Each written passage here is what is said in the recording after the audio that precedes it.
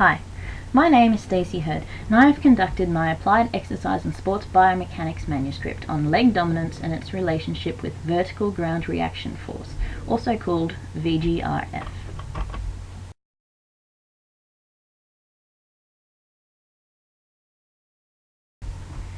Landing from a height by jumping or simply stepping down from a height are common in all daily activities and sports.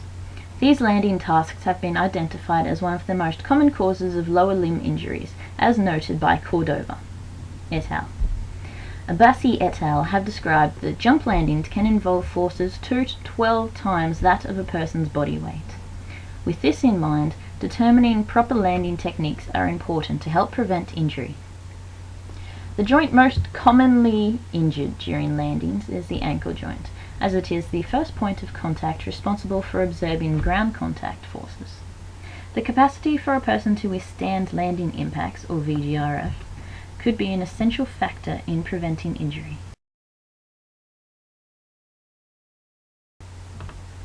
Leg dominance could also be a major factor in absorption of impact forces.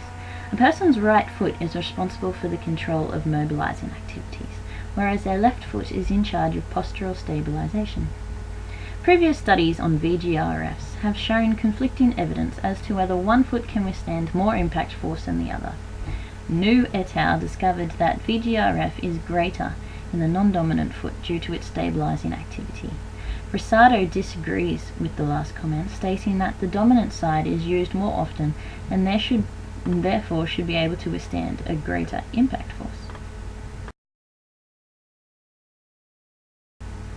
The purpose of this experiment was to determine if there was a significant relationship between VGRF and leg dominance, and to further that experiment to see if wearing footwear also affects VGRF.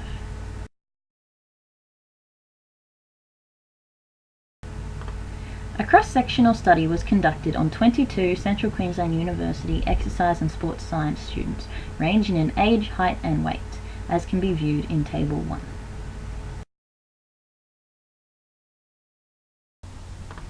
Participants were to undergo a series of single leg drop landings on both left and right legs, with and without footwear. All drop landings were conducted in a controlled laboratory environment following a strict set of procedures.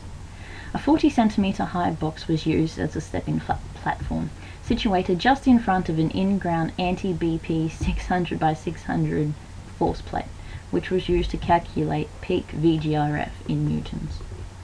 The mini-amp was set at 2000 Hz in order to prevent any data being cut off during analysis.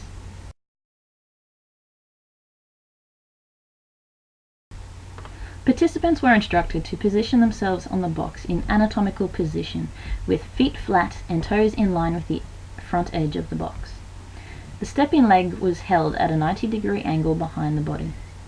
Each participant received a 3-second countdown before they were instructed to step off the box. Any dipping, jumping, or hopping off the box were considered as failed attempts. Each participant was allowed 3 failed attempts before they were excluded from the study. The first accurate attempt from each participant was sufficient. Data was collected at a sampling frequency of 1000 Hz and analysed as a percentage of each participant's body weight. F-tests were conducted in order to determine whether t-tests needed to assume equal or unequal variance. A series of 2 sample t-tests were conducted to determine any relationship between VGRF and leg dominance. Additional t-tests were conducted on whether wearing shoes had any effect on the amount of VGRF absorbed by the participants. The effectiveness of leg dominance on VGRF while wearing shoes produced a p-value greater than the chosen alpha level, p equals 0.871, which was larger than the alpha of 0.05. When conducted again without shoes, a p-value of 0.859, also found to be larger than the alpha level, showing that there was no significant relationship between leg dominance and VGRF with or without shoes.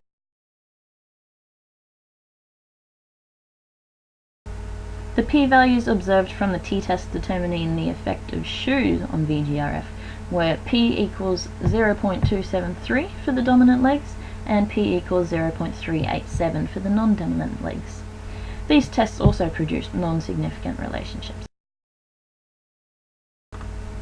The purpose of this study was to investigate whether there was any significant relationship between leg dominance and VGRF, and whether these absorption levels changed with the inclusion of footwear. No significant relationships were found between leg dominance or footwear. Previous studies have presented conflicting evidence as to whether leg dominance has any effect on VGRF. New et al. Describes that non-dominant limbs have a more effective protective mechanism due to the restriction of ankle joint motion. They go on to explain that the dominant side should have more risk of injury, as the majority of people have lower limbs that are stronger on their non-dominant sides. Yao, Li, and Go also had conflicting evidence when it came to the effectiveness on footwear on VGRF. They determined that this may have been due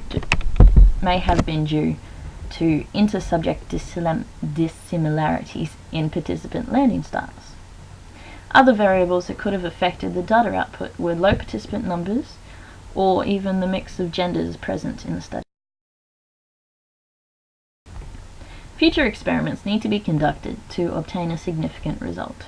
Wang and Watanabe created a slightly different study where they looked at VGRF at 5 different foot regions to determine any significance. Over the foot as a whole they found no significance, however in particular regions of the foot they did. In another study by Yao, Li, and Go, they looked at the dominant contributors of energy dissipation, which did have a positive result.